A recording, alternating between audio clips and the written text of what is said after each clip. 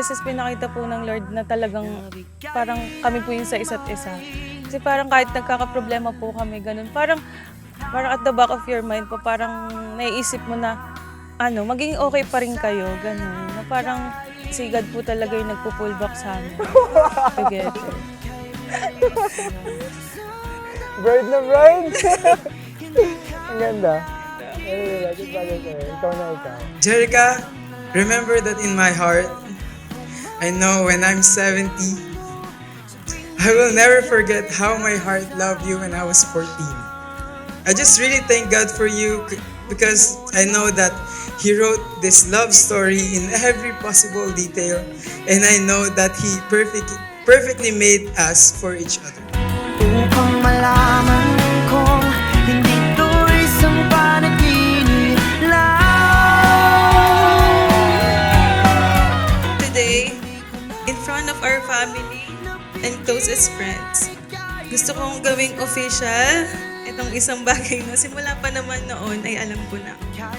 Ikaw talaga ang binigay ng Diyos sa akin at panatag akong sabihin na ikaw ang aking habang buhay. Please welcome Mr. and Mrs. Kirsten Carl Constantine. Hinigit na ika'y mapasakin. What's up, bro? Roger, ano natin? Yun!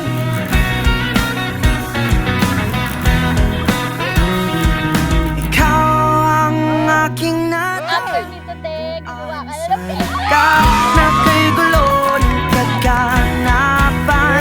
Para bang kay bigat ng sandali na hindi ka nakikita. Kuya, ba't naman Ganun na lamang umagaan mo sa tuwing ika'y yakan na. Huwag mo naman ako titigan lang ng ganyan, upang malaman kong hindi to isang panaginip lang. You've shown me Christ's love, patience, and forgiveness.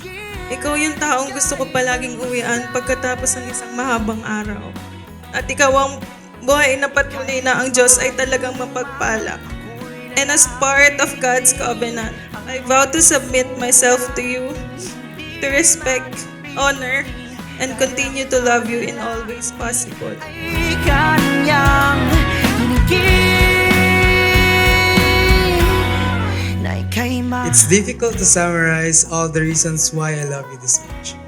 Though it was difficult to try and fit everything I wanted to say in this moment, you made falling in love with you every day so easy.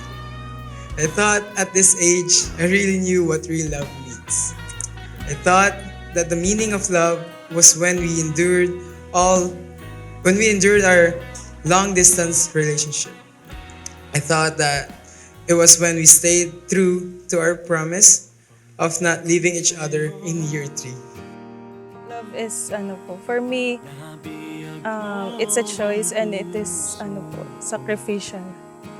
Katulad po sa amin, sobrang tagal po kasi tapos naging LDR pa.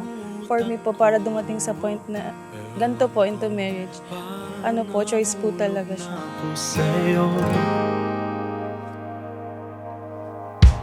Langit na ba ito? Tila anghelong angin. Nakilala ko siya grade 7 kasi naglalaro ako sa school. And then yung sa varsity namin parang nanood siya, ganun siya. Then syempre, after nung chinat ko siya, message ko siya. Hello ate, ikaw po ba yung kasama ni ganito? Yan po. Tapos sabi ko po sa kanya na hindi. Tapos parang naniwala siya na hindi po ako. Parang expected niya, mali siya talaga ng chat. Tapos binawi ko po, sabi ko, oo, bakit? Hawak kamay. Ginawa niyo itong araw na to, Lord, for us, Lord. I know, Father God, that kayo yung nag-move ng mountains, Panginoon, para sa amin, para sa araw na to, Lord. And I pray, Father God, na tulad ng prayer namin ni Jerica, Lord, na kayo magnify, Lord. You are already the best dad for our dogs, Martini, Oreo, Mancho, and Pachi. And I know you will be the bestest dad for our future kids. Thank you for everything. At maraming salamat dahil ako ang pinili mong makasama habang buhay. Alam ko na masaya ang daddy para sa atin dahil nakita niya kung gaano ka Anghel